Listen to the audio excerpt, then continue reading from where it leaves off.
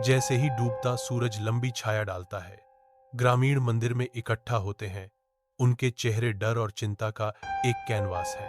रघु बाबा उन्हें सांत्वना देने की कोशिश करते हैं, लेकिन उनके अपने चेहरे पर भी कलाग्राम को झकड़ा हुआ गहरा डर झलकता है। महासुर लौट रहा है, हम बर्बाद हो गए, ग्रामीणों ने चिल्लाकर कहा। उनकी आवाज निराशा से भरी हुई थी। विश्वास रखो, हमें अपने गांव की रक्षा करने का एक तरीका खोजना होगा, रघु बाबा आग्रह करते हैं। उनके शब्द मंडराते अंधेरे के खिलाफ एक नाजुक ढाल है। आरव के घर में एक गंभीर सभा हो रही है, क्योंकि आरव, नेहा, ध्रुव, किरण और सोनू इकट्ठे होते हैं। उनके चेहरे चिंता से भरे हुए हैं। ध्रुव ने उपहास किया, अशुभ शाप को बकवास कहकर खारिज कर दिया। उसकी शंका तनावपूर्ण माहौल को चीरती हुई। किरण स्पष्ट रूप से कांपती है, उसकी आंखें डर से खुली हुई हैं, जो ध्रुव के दिखावे के विपरीत है। आरव का जबड़ा दृढ़ संकल्प से कस जाता है, उसका दृढ़ निश्चय मजबूत होता जाता है, क्योंकि वह अंधेरे में छिपे सच को उजागर करने की कसम खाता है। एक ठंडा निर्णय हवा में लटका हुआ है। वे आज रात खतरनाक जंगल में प्रवेश करेंगे। जो भी उनका इंतजार कर रहा है, उसका सामना करेंगे। एक जंगल का रास्ता कोहरे और अंधेरे की दीवार में गायब हो जाता है, जहां अदृश्य खतरे छिपे रहते हैं। एक टॉर्च की किरण अंधेरे में चुभती है, जो किरण और अराव को सावधानी से आगे बढ़ते हुए संकीर्ण रूप से प्रकट करती है। किरण की आंखें घबराहट से इधर उधर देखती हैं। एक स्पष्ट डर की भावना उसे जकड़ लेती है, क्योंकि वह महसूस करती है कि अदृश्य आंखें छाया से देख रही हैं। अराव एक सांत्वना देने वाला शब्द प्रदान करता है।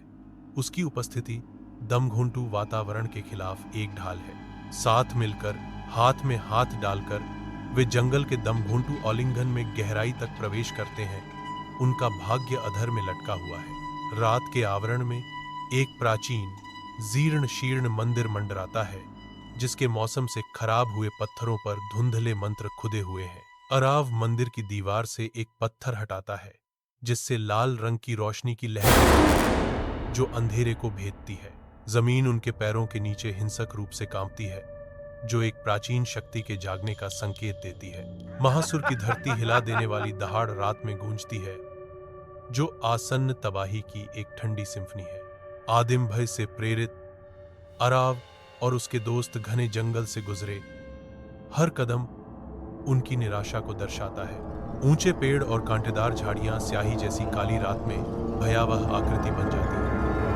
उनकी छायाएं कल्पित भयावह, वे लड़खड़ाते हैं और तनाव करते हैं।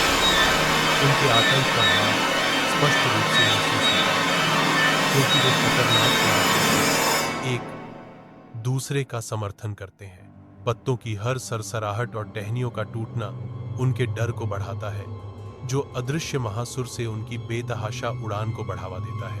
अपने घर के अंदर रघु बाबा का चेहरा पसीने से चमक रहा है, क्योंकि वह लगन से मंत्रों का जाप करते हैं। उनकी आंखें एकाग्रता से खुली हुई हैं। उसकी आवाज महासुर को रोकने की कोशिश के प्रयास से कांपती है। प्रत्येक अक्षर एक हताश गुहार है। अदृश्य ऊर्जा के साथ हवा चटकती है, क्योंकि वह सुरक्षात्मक अवरोध बनाए रखने के लिए संघर्ष करता है। उसका घर स्पष्ट तनाव से भरा हुआ है। हर मांसपेशी तनावग्रस्त है। हर सांस बढ़ती अंधेरे के खिलाफ उसकी लड़ाई का प्रमाण है। रात के आवरण में महासुर गांव के चौक पर आता है। उसकी आंखें आग की तरह जल रही हैं। आसन्न राक्षस को देखकर ग्रामीण दहशत में भाग जाते हैं। उनके चेहरे आतंक से भर जाते हैं। भारी डर के बावजूद कुछ बहादुर ग्रामीण अपनी जगह पर खड़े हैं, जो चमकती आंखों वाले खतरे का सामना करने के लिए तैयार हैं। एक स्पष्ट तनाव चौक को भर देता है, क्योंकि विद्रोही ग्रामीण महासुर के बढ़ते अंधेरे के खिलाफ अपने घर की रक्षा करने की तैयारी करते हैं। रात के आवरण में अराव और उसके साथी प्राचीन मंदिर के पास पहुंचते हैं। उनके चेहरे दृढ़ संकल्प से अंकित हैं। असुर महासुर ने बेबस ग्रामीणों पर अपना क्रोध निकाला, जिससे लंबी भयावह छायाएं पड़ी। अरव अपने दोस्तों के साथ गंभीर निगाहों का आदान प्रदान करता है। जिम्मेदारी का भार उनके कंधों पर आ जाता है। उनके बीच मौन सहमति होती है, क्योंकि वे एक साहसिक योजना बनाना शुरू करते हैं। आगामी लड़ाई के खिलाफ उनका संकल्प मजबूत होता जाता है। जैसे ही वे महासुर का सामना करने की तैयारी करते हैं, हवा प्रत्याशा से भर जाती है। उनका साहस बढ़ते अंधेरे में एक प्रकाश स्तंभ आरव और नेहा मंदिर में प्रवेश करते हैं। उनकी सिलहूट प्राचीन पत्थर से चिपके गहरे साये के खिलाफ तेज है। चांदनी घिसी हुई दीवारों में दरारों से छलकती है। हवा में नाचते धूल के कणों पर एक अलौकिक चमक होती है। उनकी दृढ़ता शांत मंदिर में गूंजती है, क्योंकि वे एक साझा उद्देश्य के साथ आगे बढ़ते हैं। आरव की तीव्र दृष्टि पुरानी दीवारों पर घूमती है। उसकी आंखें प्राचीन हथियार का कोई भी संकेत ढूंढ रही हैं। नेहा का केंद्रित भाव उनकी खोज की गंभीरता को दर्शाता है। उनकी आंखें आरव की दृढ़ संकल्प को दर्शाती हैं। मंदिर अपनी सांसें थामे हुए है। प्राचीन पत्थर आरव और नेहा की हताश खोज के रूप में रहस्यों की रक्षा कर रहे हैं। रात में मंदिर से बाहर निकलते हुए आरव और नेहा ने अपने हथियार पकड़े।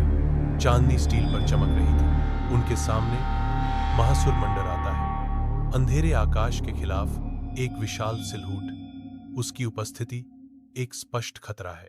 युद्ध शुरू होता है। उनकी हरकतें उसकी भारी शक्ति के खिलाफ एक चुनौती का नृत्य है। जैसे जैसे अराव और नेहा हताश साहस से लड़ते हैं, छायाएं लंबी होती जाती हैं और मुड़ती जाती हैं। उनका दृढ़ संकल्प अडिग रहता है। हर प्रहार रात में गूंजता है, जो बढ़ते अंधेरे के खिलाफ उनके संकल्प का प्रमाण है।